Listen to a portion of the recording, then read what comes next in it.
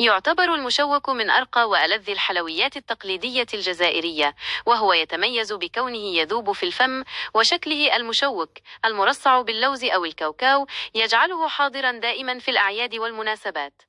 إليك الوصفة التقليدية والمضبوطة لتحضير مشوك معسل وناجح. المكونات: العجينة 3 كيلات لوز مطحون رقيق أو كاوكاو محمص قليلا ومطحون. 1 كيلو سكر ناعم. سيكر جليس مبشور ليمونة كاملة أساسي للنكهة. ملعقة صغيرة فانيليا. بيضة يضاف تدريجيا حتى تتماسك العجينة.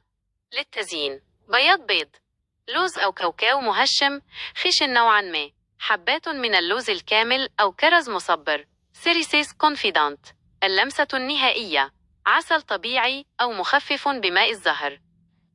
طريقة التحضير: 1. تحضير العجينة. في إناء اخلطي اللوز المطحون مع السكر الناعم، الفانيليا، ومبشور الليمون جيدا. ابدأي بإضافة البيض تدريجيا، بيضة ببيضة مع العجن، حتى تحصلي على عجينة طرية ومتماسكة يمكن تشكيلها. احذري أن تصبح سائلة. 2. التشكيل: شكلي كويرات صغيرة بحجم حبة الجوز حوالي 30 غرام. اغمسي كل كورية في بياض البيض، ثم مرريها في اللوز أو الكاوكاو المهشم حتى تغطى بالكامل.